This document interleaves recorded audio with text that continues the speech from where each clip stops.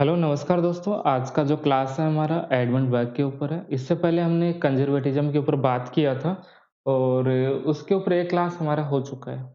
एक क्लास हमारा हो चुका है, यदि आपने वो नहीं देखा तो आप डिस्क्रिप्शन में आपको लिंक मिल जाएगा या आई बटन में भी आपको लिंक मिल जाएगा, वहाँ से आप उसको ईज़िली देख सकते हो, ओके? तो पहले उसको देखिए फिर यहाँ से कंटिन्यू कीजिए आप। तो आज का जो विषय हमारा एडमंड वर्क है, एडमंड वर्क के ऊपर हम आज डिटेल से हम बात करेंगे, जिसमें हम कई सारे इससे जुड़ी हुई जो बातें हैं वो देखेंगे। तो सबसे पहले हम देखेंगे इनका जीवन परिचय के बारे में हम देखेंगे, ओके? और उसके बाद में उन्होंने सोसाइटी के बारे में कुछ लिखा है, समाज के बारे में। उसके बाद में इन्होंने कॉलोनी से जुड़ा हुआ कुछ लिखा है, यानी अमेरिका की क्रांति हम देख लेंगे, अमेरिका की क्रांति के बारे में उनके क्या विचार है। हम ये देख लेंगे कि आखिर क्रांति के बारे में वो क्या कहते हैं। उसके बाद में इनका जो मेन बुक आता है फ्रांस की क्रांति के बाद में, फ्रांस की क्रांति के बाद में इनके जो मेन आइडियाज़ आते हैं, उनको हम देखेंगे। तो फ्रांस की क्रांति है, अमेरिका की क्रांति, समाज के बारे में उनके द्वारा क्या कहा गया और जीवन परिचय हम देखेंगे। और इन्हीं में जो पूरे विचार हैं, वो सब किससे जुड़े हुए हैं? कंज़र्वेटिव से जुड़े हुए हैं, अनुदारवाद जो एक थ्योरी है, उसी से जुड़े हुए ये पूरे-पूरे आइडियाज़ हैं। हम उसी के आधार पर पढ़ेंगे कि इनके जो विचार हैं कंज़र्वेटिव से जुड़े हुए, वो कैसे हैं, ओके? तो इनका जो जन्म है, यदि हम जन्म की बात करें एडमंड बर्ग का, तो आयरलैंड के अंतर्गत हुआ 1729 के अंतर्गत इनका जन्म होता है और एक समय के बाद में वो लंदन आ जाते हैं 1750 के अंतर्गत। वो लंदन आते हैं और फिर कुछ राइटिंग करते हैं ये, ओके? तो इनके द्वारा सबसे पहले कुछ लिटरेचर के ऊपर लिखा जाता है और एक समय के बाद में वो विंग पार्टी से जुड़ जाते हैं। विंग पार्टी से जुड़ जाते हैं, विंग पार्टी यानी वर्तमान के अंतर्गत जो लिबरल पार्टीज़ है, लिबरल जो पार्टी है उसी को पुराना यदि हम देखें तो वो विंग पार्टी हुआ करती थी और इसी से जुड़े हुए हैं एडमंड बर्ग। और सेकंड हम बात करें तो एक पार्टी और है जिसका नाम है Tory party, okay? Tory party है और ये जो टोरी पार्टी है, ये वर्तमान में जो कंज़र्वेटिव पार्टी है, उसी को हम टोरी पार्टी के नाम से जानते हैं। तो आपको ये पता होना चाहिए कि यहाँ पर एडमंड बर्ग जुड़े हुए हैं विंग पार्टी से और विंग पार्टी से जुड़ के वो एमपी बनते हैं, मेंबर ऑफ पार्लियामेंट। और हाउस ऑफ कॉमन्स के वो सदस्य बन जाते हैं। 1766 से 1794 तक वो हाउस ऑफ कॉमन्स के मेंबर रहते हैं और फिर उनके द्वारा राइटिंग लिखना प्रारंभ होता है। 1750s के बाद में ही उन्होंने लिटरेचर पे लिखते हैं, उसके बाद में वो अमेरिका की क्रांति पर लिखते हैं, उसके बाद में फ्रांस की क्रांति में लिखते हैं, बीच में समाज के ऊपर भी लिखते हैं और भी कई सारे विषय हैं, जिन पर उनके द्वारा लिखा जाता है। तो एक-एक करके समझते हैं कि उनके द्वारा क्या-क्या लिखा गया और साथ में ही हम देखते हैं कि उनके जो विचार हैं, कंज़र्वेटिव से जुड़े जो विचार हैं, वो उन्होंने क्यों दिए? आखिर उनके द्वारा जो विचार दिए गए, उनको देने के क्या कारण रहे?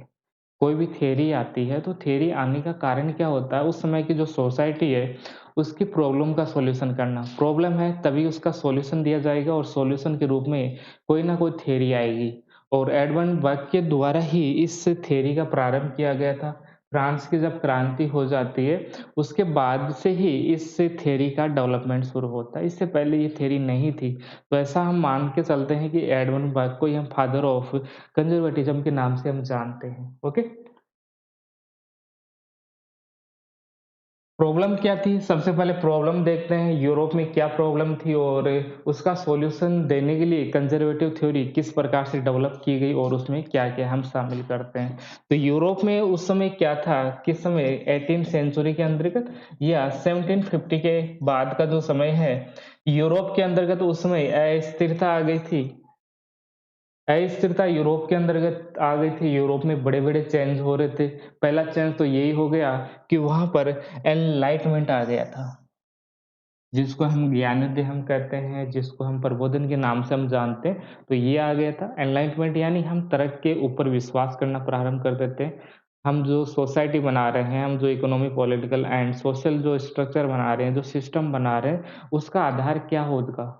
उसका आधार होगा रैशनैलिटी, ओके? तो यहाँ पर तार्किकता पर विश्वास करना प्रारंभ कर देते हैं और ये माना जाता है कि हमारे लिए क्या सही और क्या गलत है, इसका डिसाइड हम करेंगे। और तार्किकता आने का कारण ये भी है कि उसमें विज्ञान के अंतर्गत, साइंस के अंतर्गत कई सारे रिसर्च हो रहे थे, कई सारे उसमें रिसर्च हो चुके थे विज्ञान के अंतर्गत, और विज्ञान का प्रभाव ही यहाँ पर हमारा जो सोचने की जो क्षमता है उसके ऊपर पड़ा और हम नए-नए आइडिया लेके आए। तो जब नया आइडिया आता है आपके पास में तो कुछ चेंज होगा। तो यूरोप में एक बड़ा चेंज क्या हुआ? एक चेंज ये हुआ कि हम कोई भी सिस्टम बनाना चाहते हैं, वो उसका आधार क्या होगा? रैशनैलिटी उसका आधार होगा। दूसरा पॉइंट ये है कि उस समय अमेरिका की क्रांति हो चुकी है 1776 से 1783 के बीच में अमेरिका की क्रांति, इसके बाद में फ्रांस की क्रांति 1789 फ्रांस की क्रांति, ओके। और जब क्रांति हो रही थी तो क्रांति जब भी होती है, क्रांति के द्वारा कुछ चेंज किए जाते हैं, रेडिकल चेंज क्रांति के द्वारा किए जाते हैं, और जब चेंज किए जाते हैं तो उससे क्या होगी? समाज के अंतर्गत अस्थिरता आएगी। इसके अलावा यदि हम बात करें तो यूरोप में और भी कुछ चेंज हो रहे थे, जैसे लिबरल आइडिया वहाँ आ चुका था, लिबरल लिबरल आइडिया आ चुका था, और लिबरल आइडिया के साथ में ही प्रोटेस्टेंट धर्म, जो प्रोटेस्टेंट धर्म है, वो भी अपना लगातार विकास कर रहा था। इनके जो मानने वाले लोग थे, उनका भी विस्तार लगातार हो रहा था। तो प्रोटेस्टेंट धर्म का विस्तार लगातार हो रहा था, और कैथोलिक जो धर्म पहले था, उसका विस्तार ऑटोमेटिक कम हो जाता है, ओके। तो प्रोटेस्टेंट जो धर्म था, वो बात करता था कि जो भी डिसीज़न लिए जाएँगे, यानी हमें ईश्वर को किस प्रकार प्राप्त करना है, हमें क्या करना है, क्या नहीं करना, वो हम खुद से ही डिसाइड करेंगे। हमें कोई पोप नहीं बताएगा, हमें कोई चर्च हमें नहीं बताएगा कि हमें क्या करना है, क्या नहीं करना है, हम ईश्वर को किस प्रकार प्राप्त करेंगे, ये हम डिसाइड करेंगे, ओके। तो कई सारे चेंज आ गए थे यूरोप के अंतर्गत उस समय, जैसे प्रोटेस्टेंट धर्म आ गया था, इसके अलावा औद्योगिक क्रांति उस समय प्रारंभ हो गई थी।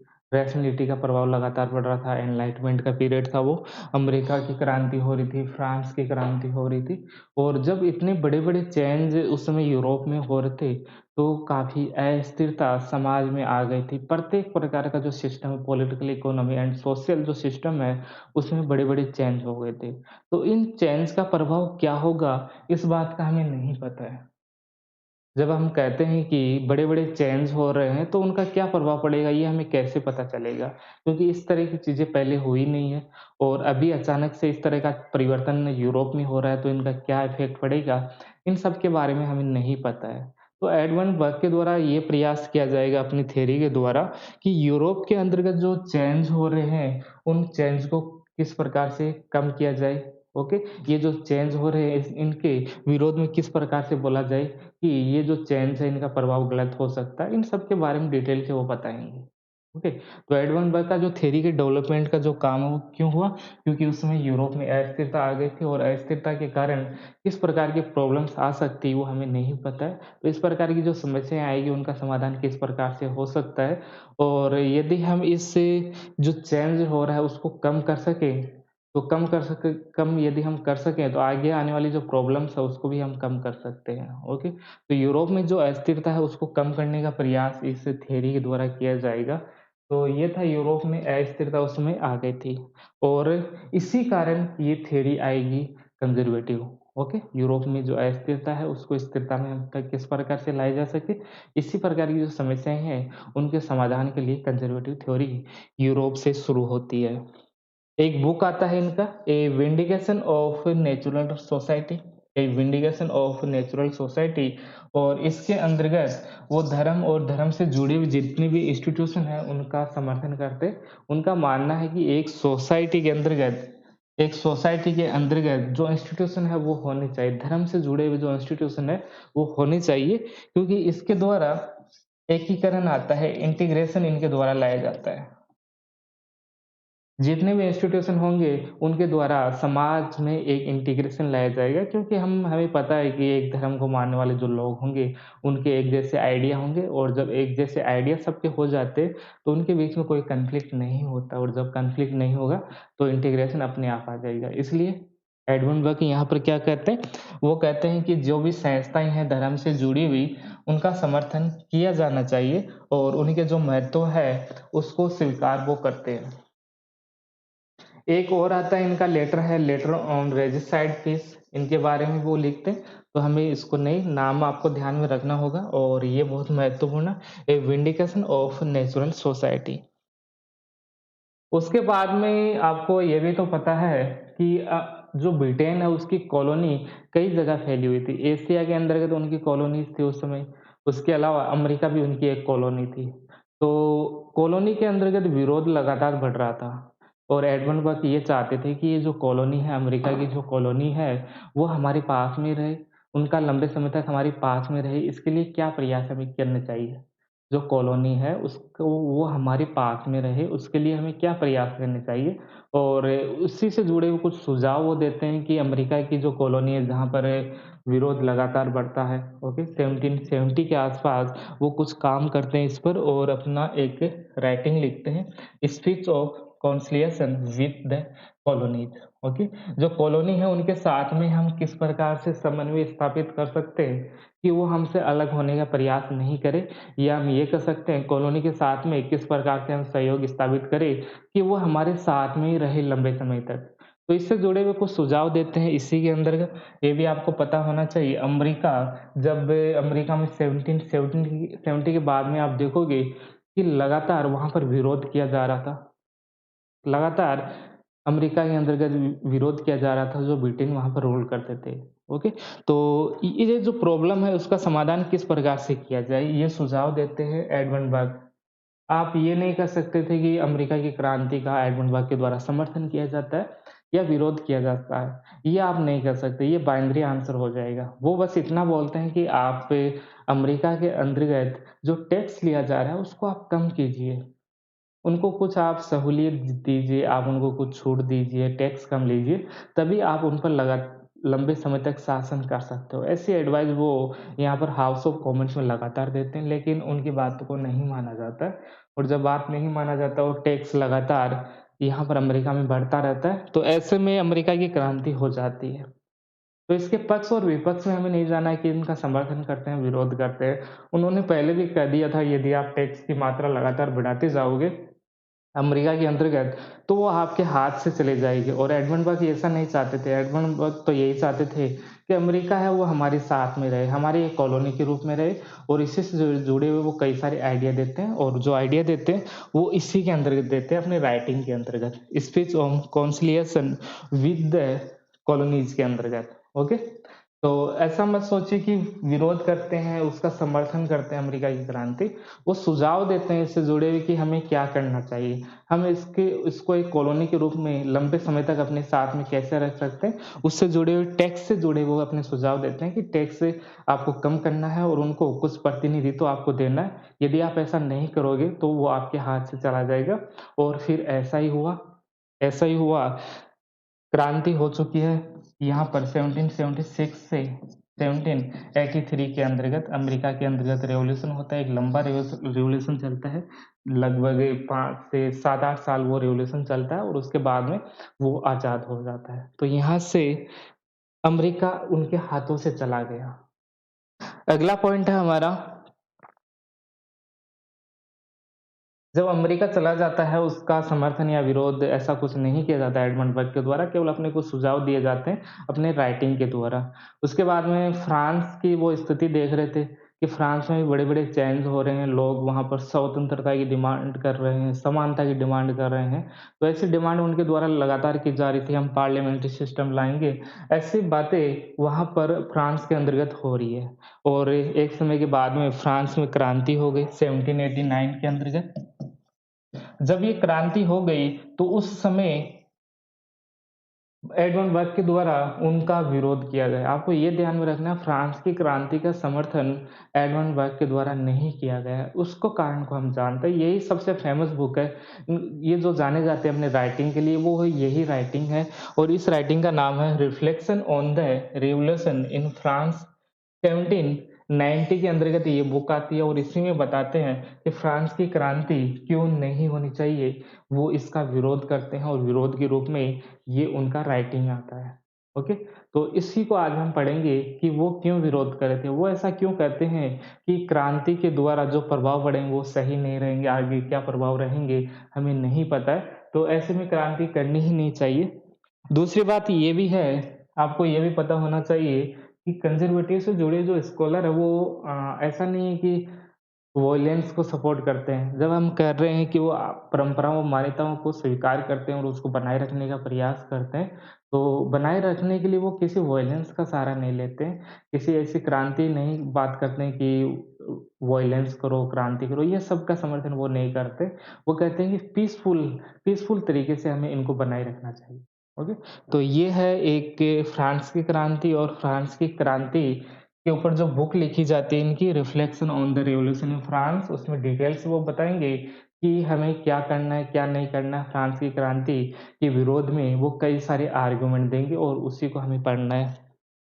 पहला आर्गुमेंट उनका है व्यक्ति नासमझ होता है, परंतु जो जाति है वो समझदार होती है। ये उनका आर्गुमेंट है, बहुत महत्वपूर्ण आर्गुमेंट है इनका कि व्यक्ति है वो नासमझ है, परंतु जाति है वो समझदार है। इससे पहले जो क्लास हमारी हुई थी उसमें हमने डिटेल से इन सब के बारे में बात कर ली है। पूरा-पूरा जो कॉन्सेप्ट है उस पर हमने बात कर ली है। आज थोड़ा ब्रीफली हम देखेंगे इसको, ज़्यादा डिटेल से हम इसको नहीं देखने वाले हैं क्योंकि इसमें कुछ ज़्यादा समझाने वाला इसमें है नहीं आज। तो इस स्टेटमेंट का अर्थ समझिए, व्यक्ति नासमझ है परंतु जाति समझदार होती है। सामाजिक और राजनीतिक संस्था निरंतर पुनर्निर्माण की अवस्थाओं से गुजरती है। कोई भी पॉलिटिकल और सोशल जो स्ट्रक्चर है वो लगातार चेंज होता रहता है। जैसे एक सिस्टम है हमारे पास में एक्स, ओके? इसमें यदि कोई प्रॉब्लम आई तो थोड़ा-सा चेंज हो जाएगा, x1 हो जाएगा। फिर से यदि कुछ प्रॉब्लम आई तो इसमें हम चेंज करके x2 बना देंगे। फिर से कोई चेंज आए कुछ इसमें प्रॉब्लम आई तो x3 हम बना देंगे।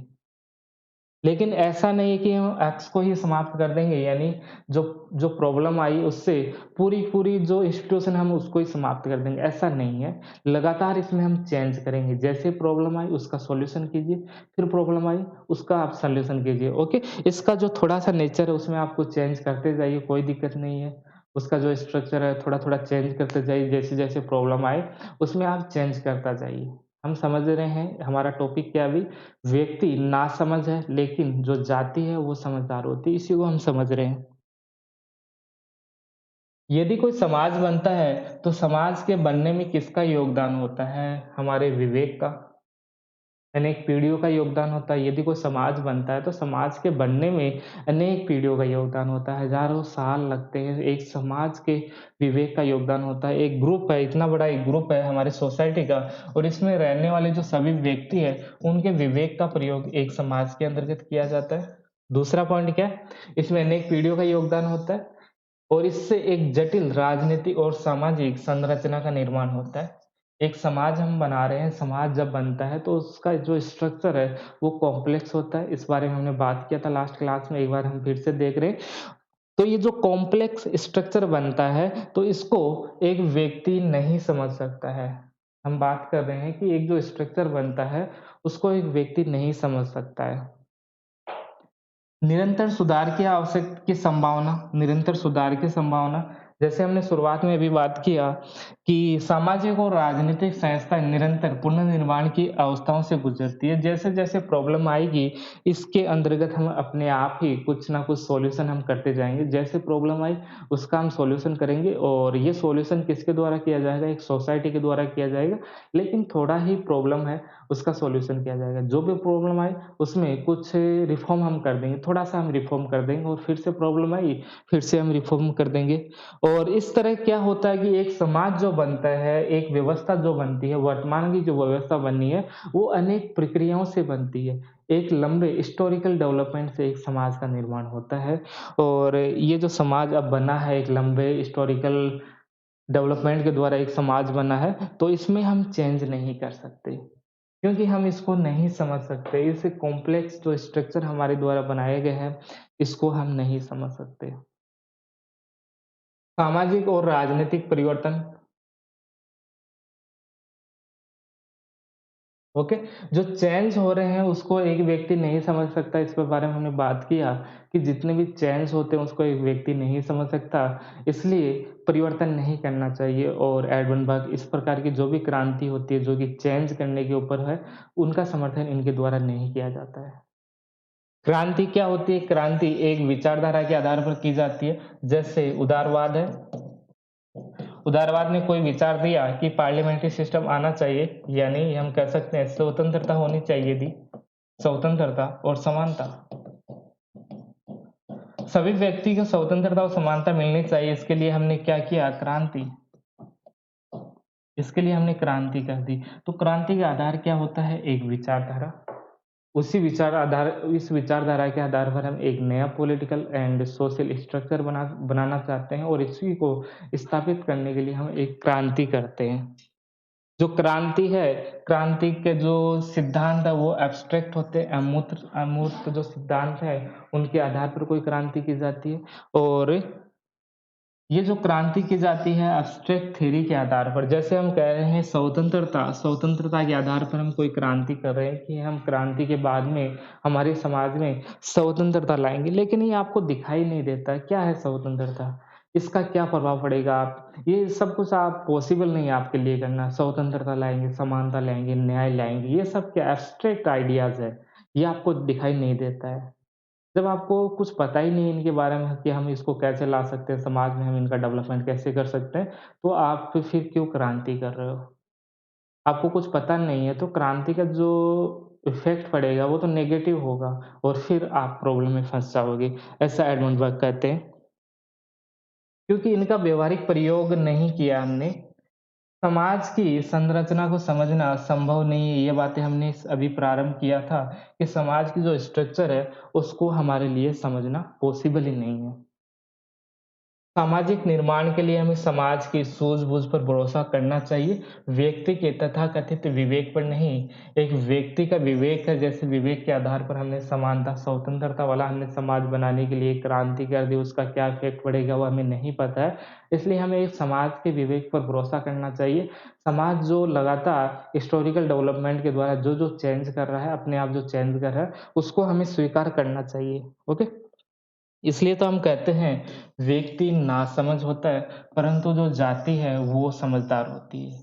एक व्यक्ति है, व्यक्ति ने क्या किया? अपने विवेक का प्रयोग करते हुए एक क्रांति कर दी और क्रांति के द्वारा व्यक्ति ने ये कहा कि हम स्वतंत्रता को लाएँगे। लेकिन हमें नहीं पता है कि इस क्रांति के द्वारा हमें स्वतंत्रता लाने का प्रयास कर रहे हैं, इसका प्रभाव क्या पड़ेगा? दूसरी बात है कि इसने स्वतंत्रता की बात तो कर दी, लेकिन इसने हमारे समाज को नहीं समझा। इसको नहीं पता है कि ये समाज किस प्रकार से है, तो इसका प्रभाव क्या पड़ेगा, वो हमें नहीं पता है। जब हमें पता ही नहीं है, तो हम कोई चेंज हम क्यों करेंगे? इसलिए यहाँ पर एडमंड बर्ग कहते हैं कि व्यक्ति नासमझ होता है, परंतु जो जाति है, जाति यानी जो समाज है, एक बड़ा ग्रुप है, वो समझदार होता है। एक जो जाति या जो समाज है, वो समझदार होता है और अपनी समझदारी के द्वारा ही उन्होंने इतना बड़ा डेवलपमेंट किया, इतना बड़े-बड़े चेंज किए हैं। लेकिन जो चेंज किए हैं, वो स्लोली चेंज किए हैं, स्लोली चेंज किया, अचानक से कोई रेडिकल चेंज सोसाइटी के द्वारा नहीं किए गए। इसलिए हमें समाज के विवेक पर हमें भरोसा करना चाहिए, क्योंकि समाज का जो विवेक है, इसमें अनेक व्यक्तियों के विवेक शामिल होता है। कई लोगों का इसमें माइंड भी शामिल होता है, जब वो सोसाइटी बनाते हैं, पॉलिटिकल और सोशल जो स्ट्रक्चर बनाते हैं, उसमें बहुत सारे लोगों का योगदान होता है। इसलिए हमें समाज समाज पर हमें भरोसा करना है, ना कि व्यक्ति पर। इसलिए हमें जो तार्किकता है, जो तर्क है, उस पर हमें भरोसा नहीं करना। हमें समाज के द्वारा हमें जो मान्यताएँ और परंपराएँ जो हमें दिया है, हमें उसी को आगे बढ़ाना चाहिए। यदि कोई प्रॉब्लम आएगी, तो जो समाज का जो विवेक है, वो अपने आप ही उसमें कुछ चेंज कर देगा। लेकिन नीड्स होगी, जैसे-जैसे आवश्यकताएँ बढ़ेगी, वैसे-वैसे वो अपने आप चेंज कर लेगा। एक व्यक्ति के विवेक पर हम भरोसा नहीं कर सकते और वो इसके लिए एग्ज़ाम्पल भी देंगे आगे। थोड़ा-सा इसको भी समझ लीजिए पहले, एग्ज़ाम्पल से पहले। सोशल कॉन्ट्रैक्ट के बारे में वो क्या कहते हैं? एक समाज है, समाज का निर्माण कैसे होता है, वो भी इसके बारे में बताते हैं कि एक समाज है, तो उस प्रकार का जो कोई भी समाज वो कैसे बनता है? समाज कैसे बनता है? तो वो कहते हैं कि समाज वास्तव में एक कॉन्ट्रैक्ट होता है, अनुबंध है एक समाज, परंतु ये उन मामलों में लोगों की साझेदारी नहीं है जो भ्रामक और क्षणभंगुर हो। यह समस्त विज्ञान और समस्त कलाओं में उनकी साझेदारी है, यह प्रत्येक सद्गुणों और पूर्णता में उनकी साझेदारी है। क्योंकि इस साझेदारी के लक्ष्य से अनेक पीढ़ियों के जीवन में भी पूरे नहीं किया जा सकता, इसलिए ये उन लोगों की साझेदारी है जो जीवित है, जिनकी मृत्यु हो चुकी है और जिन्हें अभी जन्म लेना है। ओके? तो कोई भी समाज यदि बना है, तो समाज में बनने में किस-किस का योगदान हुआ? एक तो जो लोग पूर्व में थे, जिनकी मृत्यु हो चुकी है, एक जो अभी है, ओके? और एक जो भविष्य में आएँगे। इन तीनों के द्वारा एक समाज बनाया गया है, जो पूर्व में आएँगे, जो अभी है और भविष्य में आएँगे। उन सब का एक कॉन्ट्रैक्ट होता है किसी भी समाज को बनाने के लिए। थोड़ा-सा फिलॉसफिकल है, थोड़ा-सा समझिए एक समाज कैसे बनता है? समाज को बनने में जो पूर्व जो लोग होते हैं, जो मृत्यु हो चुकी है, उनका भी योगदान है, अभी है, उनका भी योगदान है और जो आगे आएँगे, भविष्य में जो लोग आएँगे, उनको भी तो जो कॉन्ट्रैक्ट है, उसी के अनुसार काम करना है। जो सोशल जो भी कोई सोसाइटी बनती है और वो सोसाइटी जब बनी थी, तो उस उनके बीच में जो भी कॉन्टैक्ट हुआ, उसके अनुसार ही वो सोसाइटी चलेगी और आगे आने वाले जो लोग हैं, वो भी इस सोसाइटी ये जो कॉन्ट्रैक्ट है, उसके आधार पर ही काम करेंगे। तो एक समाज जो बनता है, उसमें पूर्व और अभी और भविष्य में जो लोग आएँगे, उनके बीच में एक कॉन्ट्रैक्ट होता है और कॉन्ट्रैक्ट के द्वारा ही समाज बनता है। तो जो भी हम चेंज करेंगे, यदि आप चेंज करते हो, तो केवल इसमें आप चेंज करोगे। अभी जो लोग हैं, यही केवल चेंज करेंगे, लेकिन इसका क्या प्रभाव पड़ेगा? इसका जो प्रभाव है, वो तो आने वाली पीढ़ियों के ऊपर पड़ेगा। आप तो खत्म हो जाओगे, इसका प्रभाव भी आप नहीं देख पाओगे और जो प्रभाव पड़ेगा, वो आगे आने वाली पीढ़ियों पर पड़ेगा। लेकिन जो आगे आने वाली पीढ़ी है, उन्होंने तो कोई रिवॉल्यूशन नहीं किया है, तो उन पर प्रभाव क्यों पड़े? उन्होंने जब कोई काम किया ही नहीं है, तो उनका ऊपर क्यों इफ़ेक्ट पड़े? जैसे हम युद्ध में शामिल नहीं हुए, फिर भी हम पर दूसरा देश आक्रमण कर रहा है, हमारी जो आगे वाली पीढ़ियाँ है, उनको नुकसान पहुँचा रहा है कोई दूसरा देश। तो ऐसे में क्या हमने कोई गलती नहीं की है, तो उनका जो उनकी जो सज़ा है वो हमें क्यों मिलनी चाहिए?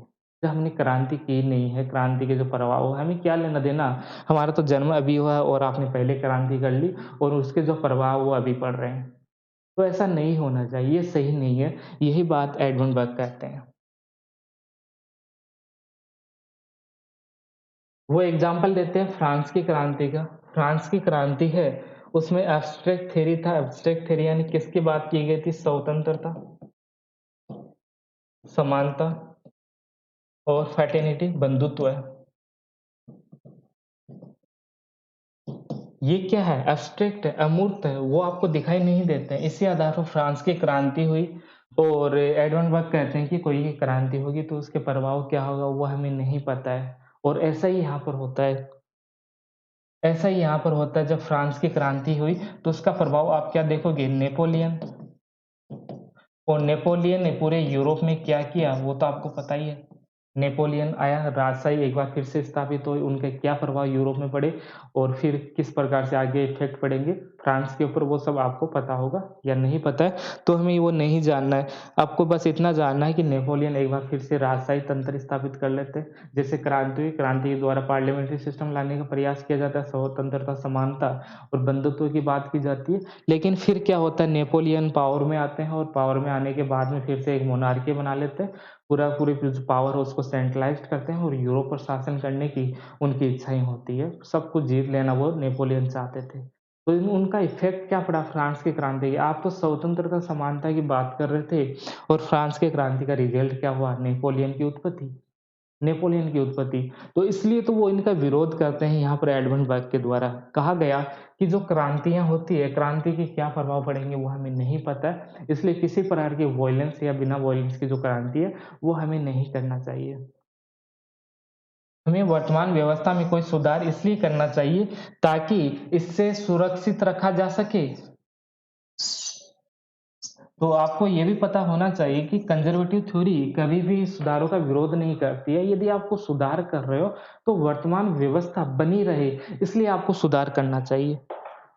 जैसे हम बात करें ग्लोरियस रिवॉल्यूशन की हम बात करें, इंग्लैंड की क्रांति की यदि हम बात करें, तो वो क्यों हुई? वर्तमान की जो परंपराएँ हैं, वो सुरक्षित रहे, उसके लिए इंग्लैंड की क्रांति हुई। इसलिए यहाँ पर इंग्लैंड की क्रांति का समर्थन इनके द्वारा किया जाता है, इनका विरोध नहीं करते हैं। उनके द्वारा कहा गया है कि जो परंपराएँ चल रही है उनके प्रिज़र्व करने के लिए यदि आप क्रांति करते हो तो कोई प्रॉब्लम नहीं है।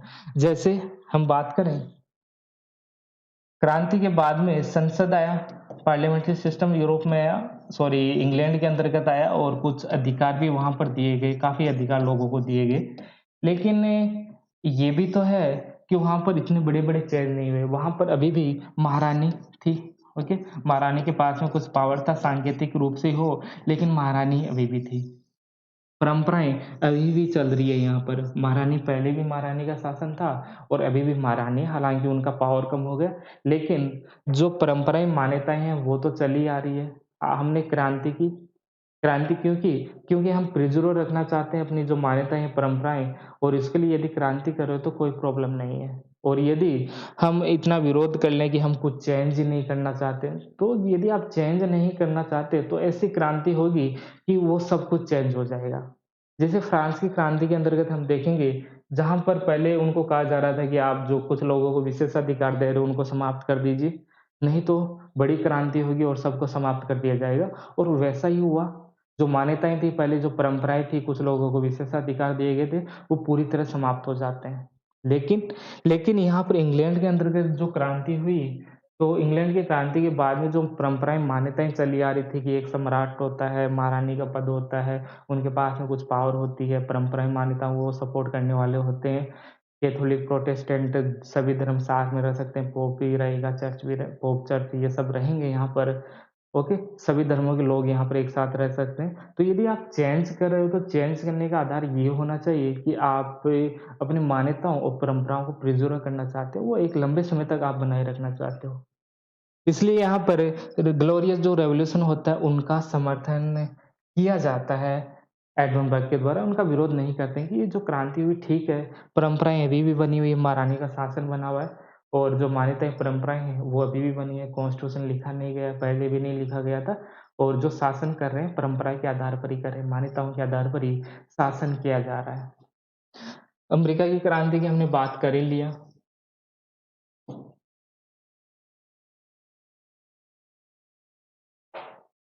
ओके, तो एडमंड बर्ग के बारे में हमने पढ़ लिया, मोटा-मोटा जो हमें पढ़ना था इतना ही काफ़ी है एडमंड बर्ग के बारे में। 1-2 बुक है इनकी, वो आपको ध्यान में रखना है, और इनका इनका जो थ्योरी है वो आपको ध्यान में रखना है कि वो क्रांति का समर्थन और विरोध क्यों करते हैं, क्यों वो फ्रांस के क्रांति का समर्थन करते हैं, सॉरी विरोध करते हैं, क्यों वो इंग्लैंड की क्रांति का समर्थन करते हैं, और जो अमेरिका की क्रांति से जुड़े हुए जो सुझाव दिए उन्होंने वो भी आपको ध्यान में रखने। एक है ईसाई लोकतंत्र। ईसाई लोकतंत्र यानी क्रिश्चियन जो डेमोक्रेसी है वो क्या होती है? तो क्रिश्चियन डेमोक्रेसी के अंतर्गत ईसाई धर्म की मान्यताएँ भी साथ में चलेगी। ईसाई धर्म की मान्यताओं में केवल कैथोलिक धर्म, जो कैथोलिक रिलीजन है वो, प्लस पॉलिटिकल डेमोक्रेसी, कैथोलिक धर्म की जो मान्यताएँ हैं और उनके साथ में आप पॉलिटिकल डेमोक्रेसी को यदि आप ऐड करोगे, तो यहाँ हमें प्राप्त होता है ईसाई लोकतंत्र।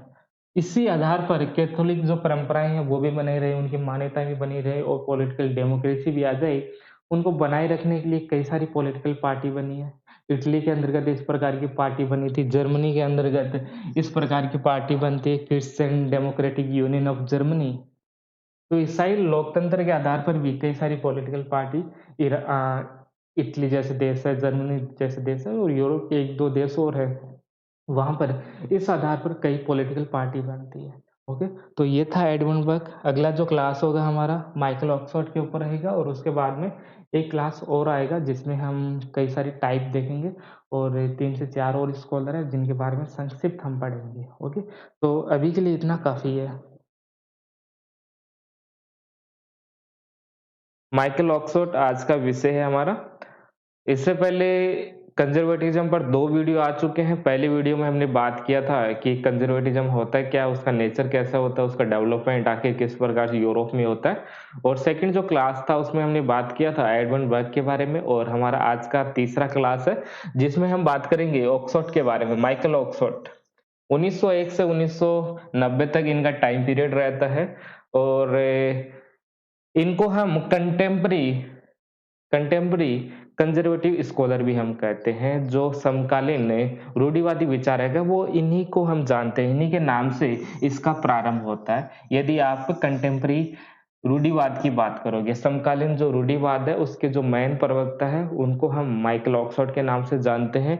ये एक इंग्लिश फिलोसोफर है और इनके जो विचार है उससे हमें ये पता चलेगा कि 1945 के बाद में या जो सेकंड वर्ल्ड वॉर के बाद का टाइम है उसमें उसमें जो प्रॉब्लम्स है उसका आप सॉल्यूशन कैसे करोगे और इससे पहले जो घटनाएँ हुई है जैसे फर्स्ट वर्ल्ड वॉर हुआ है, सेकंड वर्ल्ड वॉर हुआ है, ये आखिर क्यों हुआ है? आखिर क्यों हुआ है? इसके कारण को हम जान सकेंगे और आगे आने वाला जो समय है 1950s के बाद का, वो किस प्रकार का समय होगा और जो भी हमारे सामने प्रॉब्लम आएगी, उनका सॉल्यूशन हम किस प्रकार से कर सकते हैं। इन सब के बारे में हमें इनके विचारों से हमें पता चलेगा। तो इनका जो बुक है, एक बुक इनके द्वारा लिखा गया था 1933 के अंतर्गत जिसका नाम है एक्सपीरियंस एंड इट्स मोड और सेकंड बुक है इनका पॉलिटिकल एजुकेशन 1951 के अंतर्गत आता है और तीसरा बुक है जो सबसे महत्वपूर्ण है rationalism in politics and other essays ये आपको ध्यान में रखना है और आज का जो क्लास है हमारा इसी के ऊपर रहेगा, इसी को हम पढ़ेंगे कि क्या होता है रैशनलिज्म इन पॉलिटिक्स के अंतर्गत। पॉलिटिकल जो रैशनलिज्म की हम बात करते हैं आखिर वो क्या होता है इसको आज हम देखेंगे और एक और स्कॉलर है ब्रेस्ट।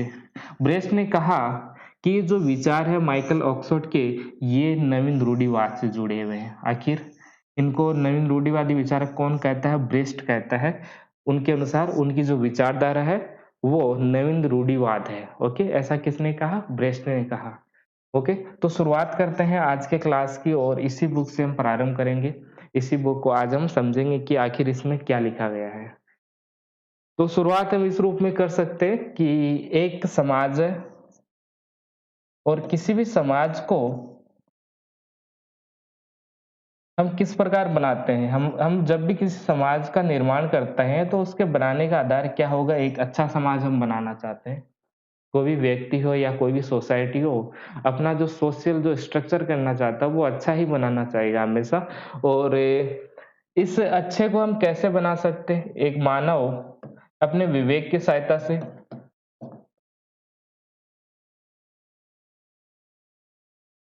ह्यूमन रैशनल के द्वारा ओके मानव अपने रैशनैलिटी का प्रयोग करते हुए या मानव अपने विवेक का प्रयोग करते हुए इस समाज को बेहतर बनाना चाहता है और हम हमेशा से ऐसा प्रयास करते रहे हैं। और इसके बारे में हम ये देख भी सकते हैं 18th सेंचुरी हम देख सकते हैं, 19th सेंचुरी हम देख सकते हैं, जिसमें मानव ने अपने विवेक का प्रयोग किया और विवेक के प्रयोग के द्वारा एक बेहतर समाज बनाने का प्रयास मानव के द्वारा किया गया। और इसी से जुड़े हुए स्कॉलर्स हम देख सकते हैं जैसे जॉन लॉक ऐसे स्कॉलर हैं जिन्होंने अपने विवेक का प्रयोग करते हुए एक बेहतर समाज को बनाने का प्रयास किया। जैसे आप लिबरलिज्म में पढ़ते हो, लिबरलिज्म के द्वारा लोकतंत्र लाया गया और उन्हीं के द्वारा पूंजीवाद को लाया गया। तो इनका उद्देश्य क्या होता है? एक बेहतर समाज का निर्माण करना। हम एक बेहतर समाज का निर्माण कर सकते हैं। एक सोसाइटी होता है उसको हम एक ऑब्जेक्ट की तरह देखेंगे और जो भी प्रॉब्लम्स होगी उनका हम समाधान करेंगे अपने विवेक के द्वारा। ओके, और अपने विवेक के प्रयोग के द्वारा हम एक समाज को बेहतर बना सकते हैं। जैसे हम साइंस के अंतर्गत पढ़ते हैं, साइंस के अंतर्गत हम पढ़ते हैं कि एक ऑब्जेक्ट है यानी एक समस्या है और इस समस्या का समाधान हम अपने विवेक के द्वारा कर सकते हैं। समाधान किसके द्वारा कर सकते हैं? हम अपने माइंड के द्वारा या रैशनल के द्वारा इससे जो प्रॉब्लम है उसका हम समाधान कर सकते हैं। और उसी प्रकार से यहाँ हम सोशल साइंस में देखते हैं कि यदि हम किसी स्ट्रक्चर का निर्माण करते हैं, कोई भी पॉलिटिकल हो सकता है, इकोनॉमी हो सकता है या एक सोसाइटी को यदि हमें रीस्ट्रक्चर करना है, तो तो हम क्या करेंगे? अपने विवेक का प्रयोग करेंगे और विवेक के प्रयोग के द्वारा हम एक बेहतर समाज का निर्माण कर सकते हैं। ऐसा ही विचार 18th सेंचुरी के अंतर्गत हमें देखने को मिलता है। 19th सेंचुरी के अंतर्गत भी यही यही आइडिया काम कर रहा था कि हम सभी जो मानव है वो विवेकशील होते हैं और अपने विवेक के द्वारा एक बेहतर समाज का निर्माण कर सकते हैं।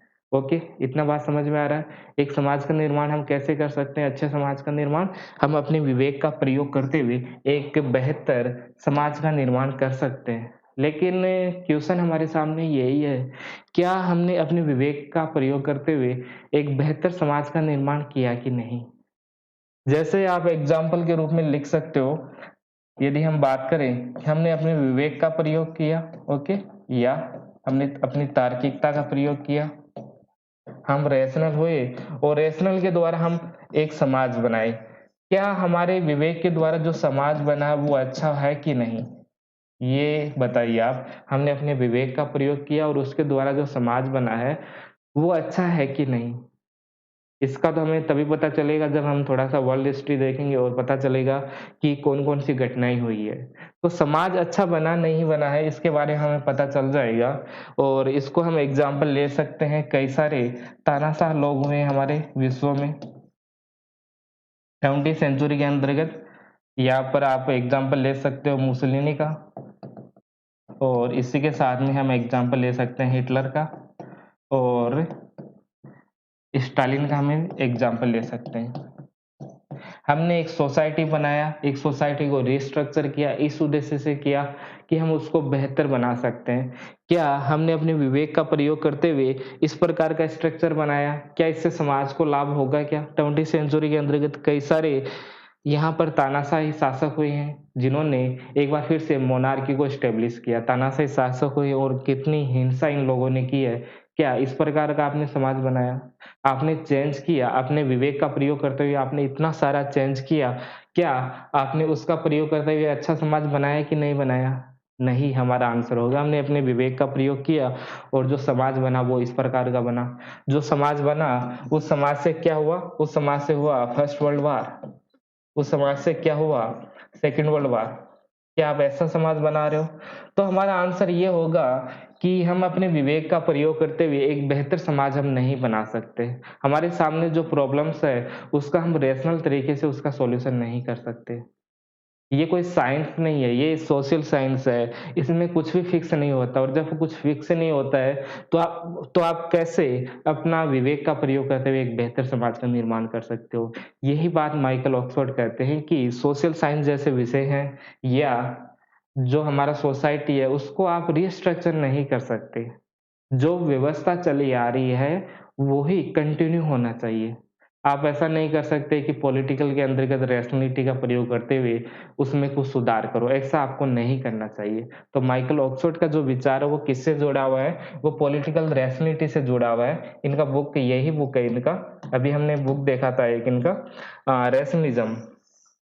तो अपनी इसी बुक में वो कहते हैं कि पॉलिटिकल रैशनलिज़्म का हम प्रयोग करते हुए एक बेहतर समाज का निर्माण नहीं कर सकते। इसलिए जो व्यवस्था पुरानी समय से चली आ रही है, आपको उसी को कंटिन्यू करना चाहिए। आपने 18th सेंचुरी के अंतर्गत रैशनैलिटी का प्रयोग किया, 19th सेंचुरी के अंतर्गत आपने पॉलिटिकल रैशनलिज़्म का प्रयोग किया और उसका रिज़ल्ट क्या हुआ? प्रथम विश्व युद्ध हुआ, सेकंड विश्व युद्ध हुआ और उसके बाद में कई सारे तानाशाही शासक हुए। तो यहाँ पर माइकल ऑक्सफोर्ड इसी बारे में कहते हैं, इसी बुक में डिटेल से बताते हैं कि पॉलिटिकल जो रैशनलिज़्म है वो सही नहीं है। राजनीतिक रूप से यदि आप विवेकवाद का प्रयोग करते हो, तो वो ठीक नहीं है। आप एक के ऑब्जेक्ट देखकर उसकी प्रॉब्लम्स को देख के उसका समाधान आप नहीं कर सकते हो। इससे अच्छा ये है कि जो पहले से चला आ रहा है, जो सिस्टम चला आ रहा है, उसको आप कंटिन्यू कीजिए। जैसे ही कोई प्रॉब्लम आए, तो उसका आप समाधान कीजिए। ऐसा नहीं कि जैसे ही प्रॉब्लम्स आई उसमें आप रेडिकल चेंज करो, ऐसा नहीं होना चाहिए। ऐसा हमने किया, हमने लिबरलिज़्म लाए, उसके बाद हमने रैशनैलिटी का प्रयोग किया और आपने क्या बनाया? कैसा समाज आपने बना दिया? आपने रैशनैलिटी का प्रयोग करते हुए फर्स्ट वर्ल्ड वॉर कर दिया, सेकंड वर्ल्ड वॉर कर दिया, कई सारे तानाशाही आ गए, कितना हिंसा का प्रयोग हो गया। तो क्या आप ऐसा समाज बना रहे हो? तो यहाँ पर माइकल ऑक्सफोर्ड यही कहते हैं कि आप जो रैशनैलिटी का प्रयोग कर रहे हो वो फेल हो गया। आपका जो रैशनलिज़्म है वो यहाँ पर बुरी तरह फेल हो गया। तो यहाँ पर माइकल ऑक्सफोर्ड पॉलिटिकल रैशनलिज़्म का समर्थन नहीं करते हैं। इसी बुक में वो यही कहते हैं कि राजनीतिक जो विवेकवाद है वो सही नहीं है। उसके द्वारा हम समाज की समस्या को समाधान नहीं कर सकते। ओके? और इसी का विरोध करने के लिए 1950s में इस प्रकार का एक आंदोलन भी चलता है जिसको हम नवरूढ़िवाद कहते हैं। नवरूढ़िवाद जैसा आंदोलन 1950s के समय चलता है, जिसको प्रारंभ करने का श्रेय यहाँ पर माइकल ऑक्सफोर्ड को ही दिया जाता है। तो मेन कॉन्सेप्ट इतना ही है इनके द्वारा राजनीतिक जो विवेकवाद का जो कॉन्सेप्ट चला आ रहा था 18th सेंचुरी के अंतर्गत 19th सेंचुरी के अंतर्गत जो चला आ रहा था उसका विरोध करते हैं और उसके पक्ष में उसके विपक्ष में ये बताते हैं कि क्या-क्या समस्याएँ इसके कारण आ गई, इसलिए हमें इसका प्रयोग अब नहीं करना, जो व्यवस्था पहले से चली आ रही है, आपको उसी को कंटिन्यू करना है। बस इतना ही है इस बुक में लिखा गया है। तो राजनीति में विवेकवाद की आलोचना की इन्होंने अपनी बुक के अंतर्गत, जो पॉलिटिक्स के अंतर्गत राजनीति के अंतर्गत जो रैशनलिज्म लाया, आपने एक सोसाइटी का जो स्ट्रक्चर चेंज किया और बाद में जो आपका समाज बना, उससे समाज में प्रॉब्लम्स बढ़ी है, मानव की जो समस्या है वो बढ़ी है, उससे किसी प्रकार का समाधान नहीं हुआ। इसलिए यहाँ पर रैशनलिज्म का पॉलिटिकल जो रैशनलिज्म है, उसका विरोध किया जाता है। उम्मीद है कि समझ में आ गया होगा। पॉलिटिकल रैशनलिज़्म क्या है? पॉलिटिकल रैशनलिज़्म में हम अपनी जो समस्याएँ हैं, समाज की जो समस्याएँ हैं, उसका समाधान हम कर सकते हैं और एक नए समाज का निर्माण कर सकते हैं। ये कहता है पॉलिटिकल रैशनलिज़्म, और जो समाज होगा वो बेहतर होगा। और जो विरोध करने वाले हैं, जैसे कंज़र्वेटिज़्म से जुड़े हुए जो स्कॉलर हैं, इसके अलावा जो न्यू लिबरलिज़्म से जो स्कॉलर आएँगे, जैसे जिनको हम कंटेम्परेरी लिबरलिज़्म कहते हैं, वो स्कॉलर जब आएँगे, वो भी ऐसी ही बात करेंगे कि जो सोसाइटी है उसको आपको कंट्रोल नहीं करना है, आपको एकदम उसको फ्री कर देना है। और यहाँ पर इनके द्वारा भी ऐसा ही कहा जाता है कि जो सोसाइटी को आपने कंट्रोल किया है, उसको आपने जो स्ट्रक्चर उसका आपने डिज़ाइन किया है, ऐसे डिज़ाइन की आवश्यकता नहीं है। जैसा सोसाइटी चला आ रहा है, उसी को आप कंटिन्यू कीजिए। इस प्रकार के चेंज करने की आपको आवश्यकता नहीं है। राजनीतिक क्षेत्र में अमूर्त चिंतन को मान्यता नहीं दी जा सकती, यानी एब्स्ट्रैक्ट जो थॉट होती है उसको आप मान्यता नहीं दे सकते। उसे विज्ञान या परम सत्य मानकर लागू करना हठधर्मिता मात्र होगा। जैसे हमने समाज के अंतर्गत रिस्ट्रक्चर किया, हमने लिबरलिज़्म जैसी अवधारणा हम समाज के अंतर्गत लाके आए, और भी कई सारी स्वतंत्रता, समानता, न्याय जैसी जो अवधारणा है वो हमने समाज में अप्लाई किया। लेकिन वो क्या है, एब्स्ट्रैक्ट आइडिया है। हमने उसका प्रयोग कभी पहले नहीं किया, और इस प्रकार की जो अवधारणाएँ हैं, वो हमें दिखाई भी नहीं देती है। उनका जो एक्जिस्टेंस है वो नहीं है, ऐसे में आप उनका प्रयोग नहीं कर सकते। ऐसा ही यहाँ पर माइकल ऑक्सफोर्ड कहते हैं। बस आपको इतना ध्यान में रखना है, हमने जो एडमंड बर्ग के अंतर्गत पढ़ा था, उसी को थोड़ा बहुत मॉडिफ़ाई अपने विचारों को करते हैं, ज़्यादा अंतर नहीं है। एक बुक आपको ध्यान में रखना है और पॉलिटिकल रैशनलिज़्म की जो अवधारणा है, वो आपको ध्यान में रखना है, बस इतना ही है, और ज़्यादा माइकल ऑक्सफोर्ड में पढ़ने की आपको आवश्यकता नहीं है। स्वाभाविक राजनीतिक व्यवस्था को जिसमें व्यक्ति रहता है, सबसे अधिक खतरा राजनीतिक बौद्धिकतावादी यानी पॉलिटिकल रैशनलिज्म से होता है। राजनीतिक बौद्धिकतावाद एक अमूर्त वैचारिक व्यवस्था की रचना करता है। जैसे हम रैशनलिज्म का प्रयोग करते हुए जो आपने समाज बनाया है, फासिज़्म आपको बनाया है, नाज़िज़्म आपने बनाया है, उससे कुछ फ़ायदा नहीं होने वाला है। आपने अपने विवेक का प्रयोग किया और इस प्रकार का सोसाइटी बना दिया, जिससे सभी को नुकसान हो रहा है, तो उसकी आपको आवश्यकता नहीं है। उससे ऐतिहासिक वास्तविकता की कोई परवाह नहीं होती है, वह ऐतिहासिक दायित्वों को स्वीकार नहीं करता है और अपने आदर्शों के पक्ष में नारे लगाकर लोगों को गुमराह करता है, ओके? ये सपने दिखाता है, जैसे हम एक सोसाइटी है और उसको एक ऑब्जेक्ट मानते हैं, यानी एक समस्या मान लेते हैं, या आप एक ऑब्जेक्ट मान लेते हैं इसको, और हम यहाँ से बैठे-बैठे कहते हैं कि हम इसमें चेंज कर देंगे। और चेंज करने के बाद में जो समाज बनेगा, वो आइडियल होगा, ये बहुत अच्छा होगा। इससे आपकी सभी समस्याओं का समाधान हो जाएगा, लेकिन वास्तव में ऐसा कुछ भी नहीं होता है। जो समस्याएँ हैं वो बनी रहती है, और यहाँ तक कि कुछ समस्याएँ हैं वो बढ़ जाती है। वह महान व्यवस्था निर्माताओं तथा उनके अमूर्त कार्यक्रम का कटु आलोचक है। तो महान जो परंपराएँ चली आ रही है, जैसे कहते हैं कि साम्यवाद आएगा तो सभी जो प्रॉब्लम्स है वो आपकी खत्म हो जाएगी। उदारवाद आएगा तो सभी प्रकार की जो समस्या है वो खत्म हो जाएगी, तो ऐसा नहीं होता है। ये जो व्यवस्था की बात करते हैं, महान व्यवस्था की बात करते हैं, और उन्हीं की सहायता से जो एब्स्ट्रैक्ट आइडिया देते हैं, जैसे समानता, स्वतंत्रता, न्याय जैसे आइडियाज़ देते हैं, उनसे किसी प्रॉब्लम्स का समाधान नहीं होगा। कोई प्रॉब्लम का यहाँ पर समाधान होने वाला नहीं है। शासन करना एक कला होता है, वह प्रायोगिक विज्ञान नहीं है, वो नेचुरल साइंस नहीं है, उसे तकनीकी विषयों की तरह सिखाया पढ़ाया नहीं जा सकता। उसका अपना परिवेश, प्रभाव और जीवन शैली होता है। जैसे हम पॉलिटिकल साइंस की हम बात करें, तो वो एक नेचुरल साइंस नहीं है, फिज़िक्स नहीं है, केमिस्ट्री नहीं है, बायो नहीं है, मैथमेटिक्स नहीं है, उसमें कोई फिक्स रूल नहीं है। मानव का स्वभाव बदल सकता है, जैसे ये एक मानव है, इसका स्वभाव अभी एक्स प्रकार का है, ओके, और आपने इसके अकॉर्डिंग नियम बना दिए, लेकिन मानव स्वभाव बदल के वाई हो गया, तो आप क्या करोगे? आप क्या करोगे? ऐसे में जैसे ही मानव का स्वभाव चेंज हुआ, तो आपने जो नियम बनाए थे वो तो सभी के सभी धराशायी हो जाएँगे। इसलिए आप किसी प्रकार के फिक्स नियम यहाँ नहीं बना सकते। आप पे सोसाइटी है, सोसाइटी जैसे चली आ रही है उसको आप कंटिन्यू कीजिए।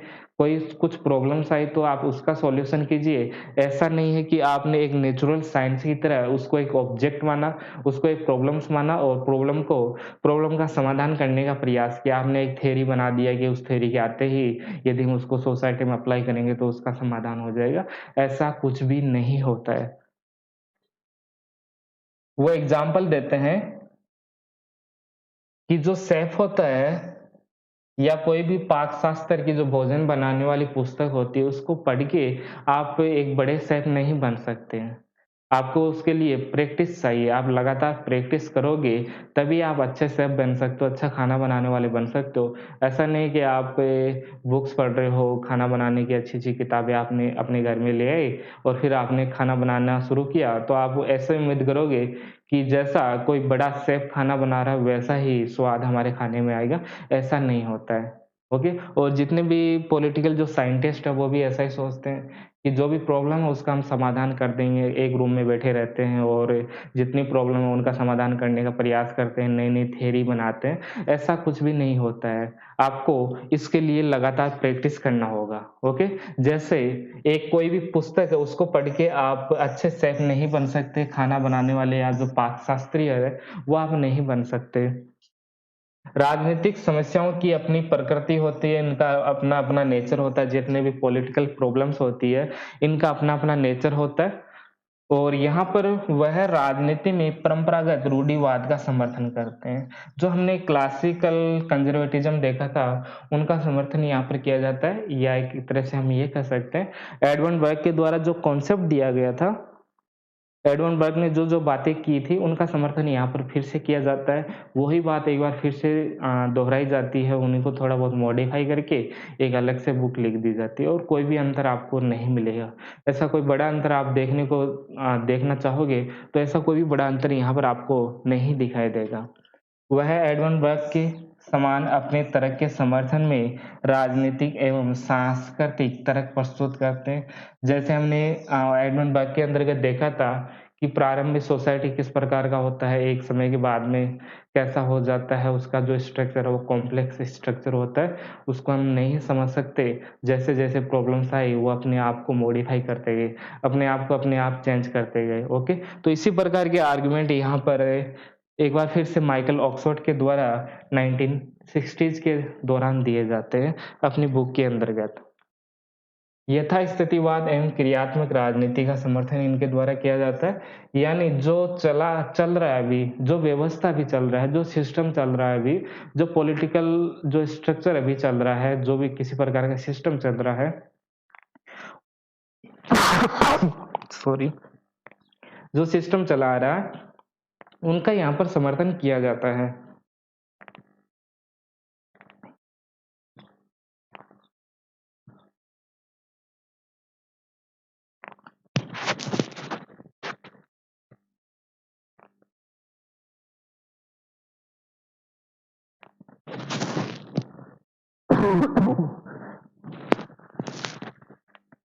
सेकंड पॉइंट है हमारा, राजनीति का उद्देश्य राज्य की नाव को गतिमान रखना है। राजनीतिक गतिविधियां कैसे होती है, ये समझिए। राजनीति का जो उद्देश्य है, वो राज्य की नाव को गतिमान रखना है। इसको समझिए, ये क्या है? ये है सी है, ओके, ये पूरा पूरा समुंदर है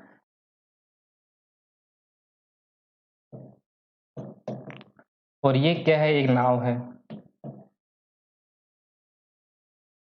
इस समुद्र का कोई अंत नहीं है।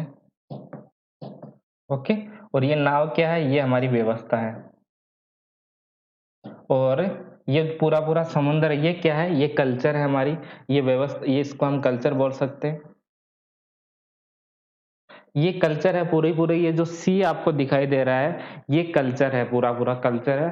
तो एक व्यक्ति या एक सोसाइटी के द्वारा इस पूरी पूरी कल्चर को हम नहीं समझ सकते, इस कल्चर को हम नहीं समझ सकते।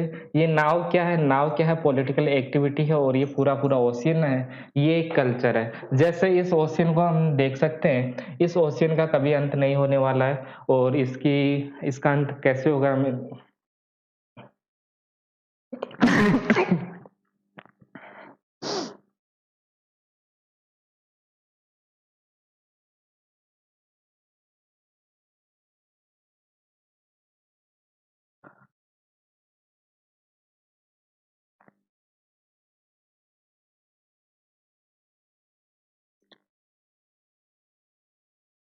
नमस्कार दोस्तों, स्वागत है आप सभी का। और आज का जो क्लास है हमारा अंतिम क्लास होगा कंजर्वेटिज्म के ऊपर। इससे पहले हमने 3 क्लासें देख ली है, तो आप वहाँ से कंटिन्यू कीजिए। सबसे पहले उन क्लास को देखिए। तो लास्ट क्लास में हमने बीच में ही छोड़ दिया था, कुछ प्रॉब्लम्स आ गई थी, तो अब हम वहीं से कंटिन्यू करते हैं। तो हमारा पॉइंट था, लास्ट पॉइंट था हमारा कि पॉलिटिकल एक्टिविटी कैसे होती है। मान लेते हैं भारत देश है, और एक देश मान लेते हैं अमेरिका। एक अमेरिका मान लेते हैं, और एक भारत मान लेते हैं, और एक मान लेते हैं ब्रिटेन। इन देशों के अंतर्गत पॉलिटिकल एक्टिविटी किस प्रकार की होगी? क्या इन तीनों देशों में पॉलिटिकल एक्टिविटी वो एक समान होगी या नहीं होगी? तो हमारा आंसर होगा इन तीनों देशों की जो पॉलिटिकल एक्टिविटी इन प्रेजेंट की हम बात करें तो वो अलग-अलग होगी। उसका कारण ये है कि सभी जो देश है, ब्रिटेन है, फ्रांस है, भारत है, जर्मनी है, जितने भी देश हैं, अमेरिका है, इन देशों का जो हिस्टोरिकल बैकग्राउंड आप देखोगे, हिस्टोरिकल डेवलपमेंट देखोगे आप, उनकी कल्चर का, उनके सोसाइटी का, या उनकी पॉलिटिकल जो पॉलिटिक्स है उसका डेवलपमेंट किस प्रकार से हुआ है। तो तीनों ही देश का जो पॉलिटिकल आप डेवलपमेंट देखोगे तो अलग-अलग हुआ, हिस्टोरिकल डेवलपमेंट इन सभी देशों का अलग-अलग हुआ है। तो जैसा हमारा इतिहास रहा है, इतिहास के अंतर्गत जिस प्रकार का हमारा व्यवहार रहा है, उसी प्रकार से वर्तमान हमारा होगा। जैसे भारत की हम बात करें, तो भारत का जो समाज था, पहले का समाज वो अलग था किससे? ब्रिटेन से। ओके, जो ब्रिटेन है, ब्रिटेन का जो समाज था वो भारत से अलग है, या हम ये कह सकते हैं जो भारत का वर्तमान का जो समाज है या जो पहले का समाज है, वो ब्रिटेन के समाज से अलग था। इसलिए वर्तमान के अंतर्गत जो आप इन दोनों का सिस्टम देखोगे, ओके, जो पॉलिटिकल एक्टिविटी इन देशों के अंतर्गत हो रही है वो भी अलग होगी। क्यों अलग हो रही है? इसका कारण है इतिहास। जैसे-जैसे हम हिस्ट्री के अंतर्गत या अपने इतिहास के अंतर्गत या हम अपने भूतकाल में जैसे हमारा सिस्टम होगा, वर्तमान भी हमारा वैसा ही होगा, ऐसा माइकल ऑक्सफोर्ड कहते हैं। तो सोशल एंड पॉलिटिकल एक्टिविटी हमारी जैसे होगी, वैसे-वैसे हमारे राज्य का व्यवहार होगा, और जैसे जो हमारी एक्टिविटी रहेगी, वैसे ही हम राजनीतिक गतिविधियाँ करेंगे, और उसी प्रकार के हमारे पॉलिटिकल इंस्टीट्यूशन बनेंगे। ब्रिटेन के अंतर्गत जो आप इतिहास पढ़ोगे तो वो अलग तरह का है, वहाँ का सोसाइटी अलग है, वहाँ के जो लोग हैं उनका नेचर अलग रहेगा, और भारत की हम बात करें तो भारत के जो लोग हैं उनका भी नेचर अलग है। इसलिए इनका यदि आप वर्तमान देखोगे, तो वर्तमान के अंतर्गत यहाँ पर पॉलिटिकल इंस्टीट्यूशन अलग होंगे, और यहाँ की जो पॉलिटिकल एक्टिविटी है, वो भी यहाँ पर अलग होगी। तो ये जो डिफ़रेंस है वो क्यों आता है, ये यहाँ पर एडमंड बर्ग बता रहे हैं कि जैसा इनका इतिहास रहा है, जैसा इन्होंने इतिहास में जैसा व्यवहार किया, उसी का जो रिज़ल्ट है आपको वर्तमान में देखने को मिलेगा। अगला पॉइंट है हमारा, इसको रीड कर लीजिए एक बार। अगला पॉइंट है हमारा, राजनीति का उद्देश्य राज्य की नाव को गतिमान रखना। बस राज्य इतना ही काम करता है, जो सिस्टम चल रहा है उसको आप कंटिन्यू कीजिए। जैसे ये एग्जाम्पल है हमारा, ये एक सी है। ये जो एग्जाम्पल है ये माइकल ऑक्सफोर्ड अपनी बुक के अंतर्गत यही एग्जाम्पल लेते हैं। जैसे ये क्या है, एक सी है, और इस सी का कोई भी किनारा नहीं है, आपको चारों ओर पानी ही पानी दिखाई दे रहा है और हम ये चाहते हैं कि इस सी से हम बाहर निकल जाएँ। हम ऐसा चाह रहे हैं लेकिन वास्तव में क्या है, इस सी का कोई भी किनारा नहीं है, इसके चारों ओर पानी ही पानी है। और ये जो नाव आपको दिखाई दे रहा है, ये है हमारा पॉलिटिकल एक्टिविटी। हम समाज के अंतर्गत जो भी पॉलिटिकल एक्टिविटी करते हैं, वो क्या हो गया, ये नाव हो गया। ओके, राजनीतिक जो भी गतिविधि हम करते हैं वो क्या है, ये नाव हो गया। और ये पूरा-पूरा समुद्र है आपको दिखाई दे रहा है, ये क्या है, कल्चर है। और इस समुद्र का कोई किनारा नहीं है और हम चाहते हैं कि इससे हम बाहर निकल जाएँ, तो ये पॉसिबल ही नहीं है। इसमें ये बताना चाहते हैं कि ये जो कल्चर होती है, किसी भी देश की कल्चर होती है, किसी भी सोसाइटी की कल्चर होती है, उसको हम नहीं समझ सकते। आप किसी भी प्रकार की पॉलिटिकल एक्टिविटी कीजिए, आप इस कल्चर को नहीं समझ सकते और आप इससे बाहर नहीं निकल सकते। आप अपने अनुसार काम नहीं कर सकते। ये यहाँ पर इस एग्ज़ाम्पल के माध्यम से माइकल ऑक्सफोर्ड हमें बताना चाहते हैं कि ये पूरा-पूरा आपको सी दिखाई दे रहा है, सी से बाहर आप नहीं निकल सकते। तो आपको पता है जब आप इस सी से बाहर नहीं निकल सकते, तो आप अपना काम कीजिए ना, इसको चलाइए कंटिन्यू। जैसे आपके नाव में कुछ प्रॉब्लम आती है, तो उसमें आप सुधार कीजिए। बाहर निकलने की आवश्यकता ही क्या आपको? ओके, जब आपका काम ठीक से चल रहा है, पहले से इस नाव में आप आराम से बैठे हो, यहाँ पर सभी सुविधाएँ आपको मिल रही है, तो आप कंटिन्यू कीजिए ना इसको, इसमें चेंज करने की आवश्यकता आपको आखिर होती कहाँ है, ओके? तो ये नाव है, नाव यानी पॉलिटिकल एक्टिविटी आप लगातार करते जाइए, जैसे ही कुछ प्रॉब्लम आए, उसके अनुसार आप काम कीजिए, उसमें आप कुछ रिफ़ॉर्म कर सकते हो। तो नाव हो गया एक पॉलिटिकल एक्टिविटी, ओशियन क्या हो गया, कल्चर। और रिफ़ॉर्म कीजिए आप, स्लोली-स्लोली आप रिफ़ॉर्म कर सकते हो, जैसे-जैसे प्रॉब्लम आए, वैसे-वैसे नाव को ठीक कर लीजिए। और ये इनका स्टेटमेंट है माइकल ऑक्सफोर्ड का, politics is an art of repair.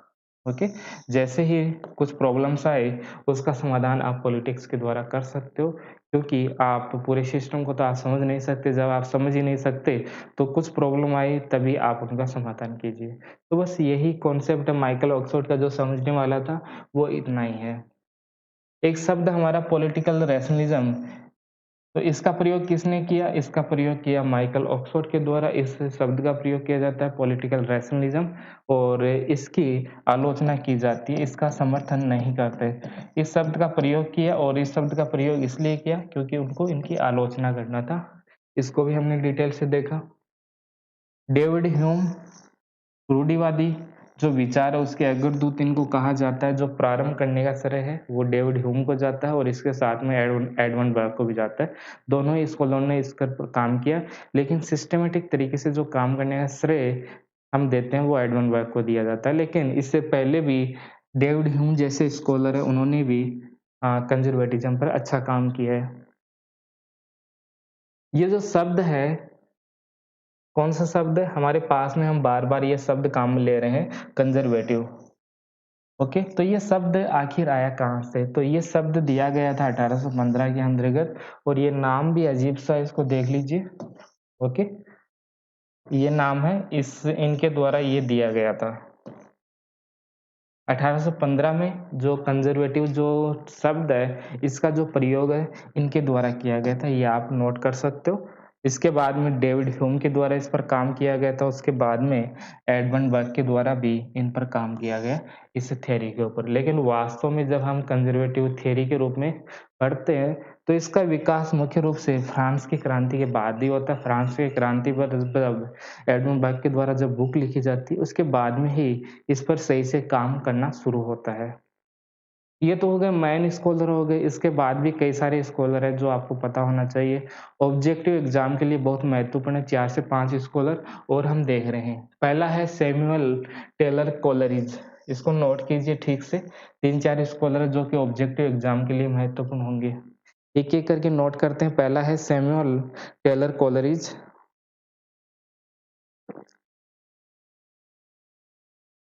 तो इन्होंने क्या किया, इन्होंने अपना कॉन्सेप्ट दिया था कि जैसे-जैसे मॉडर्नाइज़ेशन आया, ओके, जैसे-जैसे लिबरलिज़्म आया, मॉडर्नाइज़ेशन आया और जैसे-जैसे औद्योगीकरण बढ़ा, उससे हमारे समाज में क्या-क्या प्रॉब्लम आई, उसके बारे में ये बताते हैं। एक बात ये भी पता होना चाहिए, जो ये कंजर्वेटिव से जुड़े जो भी स्कॉलर हैं, सभी लिबरलिज़्म का विरोध करते हैं।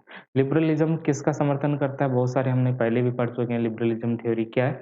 तो यहाँ पर ये जो थ्योरी बनती है कंजर्वेटिव, ये विरोध करता है लिबरलिज़्म का। और यहाँ पर मॉडर्नाइज़ेशन है, इंडस्ट्रियलाइज़ेशन है, औद्योगिकरण की बात कर सकते हैं और आधुनिकता की हम बात कर सकते हैं। इसका विरोध किया गया था सैमुअल टेलर कोलरिज के द्वारा इसका विरोध किया जाता है। बस इतना ही आपको ध्यान में रखना है। क्योंकि इसके द्वारा बहुत सारी सोशल और पॉलिटिकल कई सारी प्रॉब्लम आई। ये जो इंडस्ट्रियलाइज़ेशन जब होता है, तब इससे कई सारे रिफ़ॉर्म भी हमने करने पड़े और इससे हमारी सोसाइटी में बहुत सारी प्रॉब्लम आई। इन प्रॉब्लम्स को वो बताते हैं कोलरिज। ये आपको पता हो गया। दूसरा कौन है? Joseph day Mestri. इनके द्वारा कॉन्सेप्ट दिया गया था अथॉरिटेरियन कंज़र्वेटिज़्म का, ओके? अधिनायकवाद, रूढ़िवाद से कौन जुड़े हुए हैं? वो है जोसेफ डे मेस्ट्री, ओके? तो ये कौन है? अधिनायकवादी शासन का समर्थन इनके द्वारा किया जाता है। इनके द्वारा फ्रांस की क्रांति का विरोध किया जाता है, राजतंत्र का ये समर्थन करते हैं और शक्ति और सत्ता की बात भी ये करते हैं। ये क्या मानते हैं कि यदि हमें अपनी कल्चर को बचाए रखना है, हमें अपनी परंपराओं को बचाए रखना है, तो हमें एक ऐसा रूलर चाहिए जिसके पास में पावर सेंट्रलाइज़्ड हो। यानी अथॉरिटेरियनिज़्म होता है, वहाँ पर शासन है। शासन किसके हाथ में होता है? एक व्यक्ति के हाथ में या एक छोटा-सा एक ग्रुप के हाथ में पावर होगी और अपने पावर का प्रयोग करते हुए वो अपनी परंपराएँ और अपनी जो मान्यताएँ चली आ रही है, जो रूढ़िवाद चला चला आ रहा है लंबे समय से, उनको वो प्रिज़र्व कर सकते हैं, उनको प्रोटेक्ट वो कर सकते हैं। इसलिए यहाँ पर जोसेफ डे मेस्ट्री के द्वारा अथॉरिटेरियन कंज़र्वेटिज़्म का समर्थन किया जाता है। ओके, बस इतना काफ़ी रहेगा। ये एक एक सर्वशक्तिमान और एक सत्तावादी राज्य का पक्ष लेते हैं। सार्वजनिक व्यवस्था तथा समाज का नैतिक ढाँचा राज्य की शक्ति तथा सत्ता द्वारा ही कायम किया जा सकता है। जिस प्रकार का आप सिस्टम चाहते हो, इसको यदि आपको कंटिन्यू करना है, ओके? आपके पास में सिस्टम है, यदि आपको उसी प्रकार का सिस्टम आगे भी लेके चलना है, तो उसके लिए आपके पास में पावर चाहिए और पावर कहाँ से मिलती है? इसी प्रकार का जहाँ पर अथॉरिटेरियनिज़्म गवर्नमेंट होगी, वहाँ पर इसी प्रकार की पावर आपको मिल सकती है, ओके? बस इतना काफ़ी है इसमें। केवल नाम आपको ध्यान में रखना और ये किससे जुड़े हुए हैं, वो आपको ध्यान में रखना। ऑब्जेक्टिव एग्ज़ाम के लिए इतना काफ़ी रहेगा। एक है ब्रिटेन के प्रधानमंत्री है ये बेंजामिन डिज़रायली। इनके द्वारा एक कॉन्सेप्ट दिया गया था वन नेशन कंज़र्वेटिज़्म, ओके? इनके द्वारा क्या कॉन्सेप्ट दिया गया था? One nation conservatism. एक राष्ट्र अनुदारवाद ऐसे लिख लीजिए या एक राष्ट्र रूढ़िवादिता ऐसे लिख लीजिए या इसको आप वन नेशनलिज़्म भी आप कह सकते हो, वन नेशनलिज़्म। तो ये शब्द किसके द्वारा प्रयोग में लाया गया? वन नेशनलिज़्म या वन नेशन जो कंज़र्वेटिज़्म है, इस शब्द का प्रयोग किया गया था। ब्रिटेन के ये प्रधानमंत्री है, बेंजामिन डिज़रायली के द्वारा इस शब्द का प्रयोग किया गया और इनके द्वारा कहा गया कि जो समाज है, समाज के महत्व को हमें स्वीकार करना होगा। जैसे-जैसे मॉडर्नाइज़ेशन आया, जैसे-जैसे लिबरलाइज़ेशन आया, वैसे-वैसे एक व्यक्ति का महत्व बढ़ता गया और समाज पीछे हो गया। ऐसे में हमें एक बार फिर से समाज को स्थापित करना होगा, बस इतना काफ़ी है। इसमें वो क्या बताते हैं कि समाज है, समाज का महत्व है, उसको हमें एक बार फिर से स्वीकार करना होगा और समाज का महत्व बढ़े, उसके लिए अभी हमें प्रयास करने होंगे। तो बस एक नाम आपको ध्यान में रखना है वन नेशनलिज़्म या वन नेशन कंज़र्वेटिज़्म जो शब्द है, वो किससे जुड़ा हुआ है? तो जुड़ा हुआ है बेंजामिन डिज़रायली से जुड़ा हुआ है। इनका एक नॉवल है सेबेल, इसमें वो बताते हैं इनका बुक है या एक नॉवल बोल सकते हो, एक नॉवल की तरह लिखा गया है। तो सिबेल इसके अंतर्गत ही वो बताते हैं वन नेशन कंज़र्वेटिज़्म जो शब्द है, उसका वो प्रयोग करते हैं। एक स्कॉलर है रॉबर्ट ए निस्बेट। रॉबर्ट एक निस्बत भी आप नोट कीजिए और इनकी 2 बुक है। पहली बुक है कंज़र्वेटिज़्म, ड्रीम एंड रियलिटी और सेकंड बुक है बहुत महत्वपूर्ण है इनका सेकंड बुक, इसको आप ठीक से नोट कीजिए, क्वेस्ट फॉर कम्युनिटी, ओके?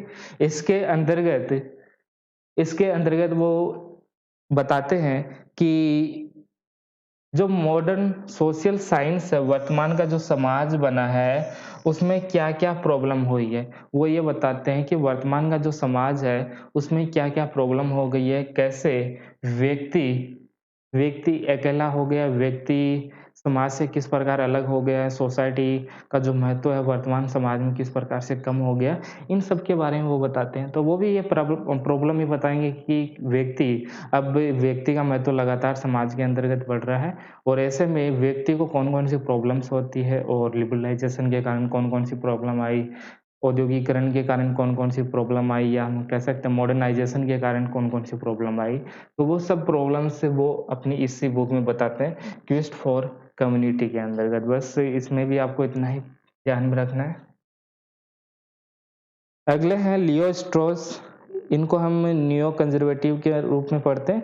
एक हमने पढ़ा था माइकल ऑक्सफोर्ड, वो भी नियो कंज़र्वेटिज़्म से जुड़े हुए हैं और यहाँ पर हम सेकंड पढ़ रहे हैं लियो स्ट्रॉस, जो कि एक अमेरिकन स्कॉलर है।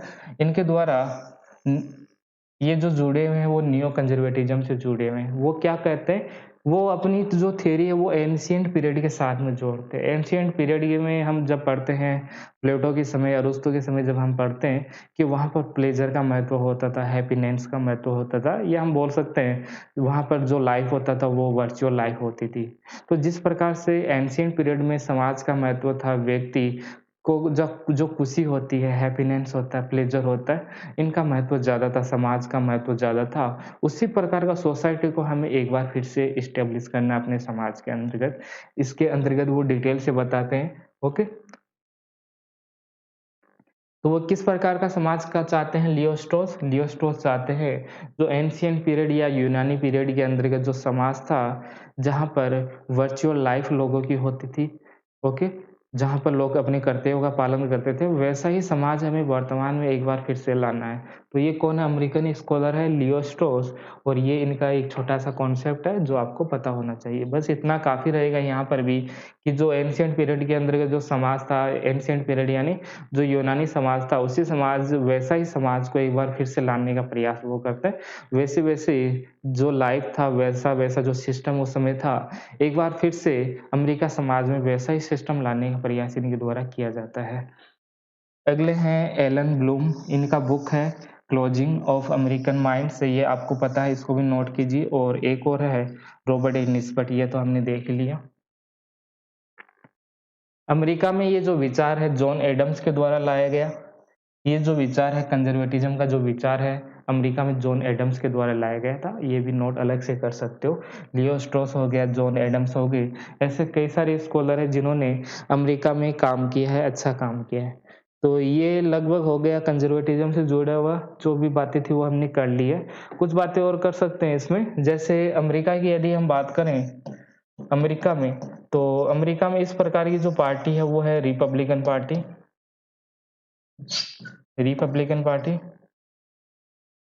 ओके।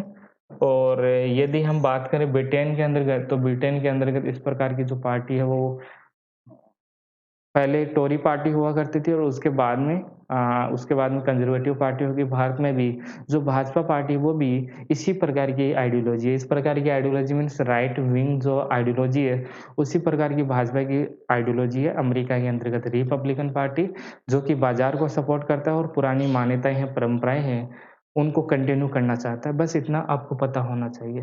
तो ये लगभग हो गया है। एडमंड बर्क में एक पॉइंट रह गया था, एडमंड बर्क में। तो इसमें एक बात हमने कही थी, जो क्रांति के इनके विचार पढ़े थे, तो वो किस प्रकार की क्रांति का समर्थन करते हैं, ये पॉइंट रह गया था। तो वो इस प्रकार की क्रांति का समर्थन करते हैं, शायद बताया नहीं बताया मुझे पता नहीं। इस प्रकार की क्रांति का वो समर्थन करते हैं जिससे पुरानी जो पुरानी मान्यताएँ हैं, ओके, या परंपराएँ हैं, वो बनी रहे। इस प्रकार की क्रांति का उनके द्वारा समर्थन किया जाता है कि उससे परंपराएँ जो अभी चल रही है या मान्यताएँ हैं, वो कंटिन्यू रह सके। हम क्रांति करते हैं तो क्रांति करने का उद्देश्य ये रहना चाहिए कि अभी जो मान्यताएँ और परंपराएँ हमारे देश के अंतर्गत है, उसी को हम कंटिन्यू करना चाहते हैं। जैसे अमेरिका की वो बात करते हैं, इसके लिए अमेरिका का एग्ज़ाम्पल देते हैं। और ब्रिटेन का वो एग्ज़ाम्पल देते हैं। दोनों ही क्रांतियों का वो एक तरह से समर्थन करते हैं। ब्रिटेन की क्रांति का तो वो एकदम सीधा-सीधा समर्थन करते ही हैं। साथ में अमेरिका की क्रांति का भी वो इनडायरेक्टली समर्थन करते हैं, सपोर्ट उनका किया जाता है। क्योंकि इनके द्वारा ही इतना कोई बड़ा चेंज नहीं होता है, केवल जो व्यवस्था है, व्यवस्था लगभग वही चली आ रही है, जो परंपराएँ, मान्यताएँ हैं, वो भी पहले जैसी आ रही है, उनको कंटिन्यू किया जाता है और कंटिन्यू करने के लिए ही कुछ रिवॉल्यूशन उस समय किया जाता है। ओके? तो ये हो गया क्रांति के संबंध में कुछ विचार थे एडमंड बर्ग के। तो ये कंप्लीट हो गया टॉपिक, अभी के लिए इतना ही।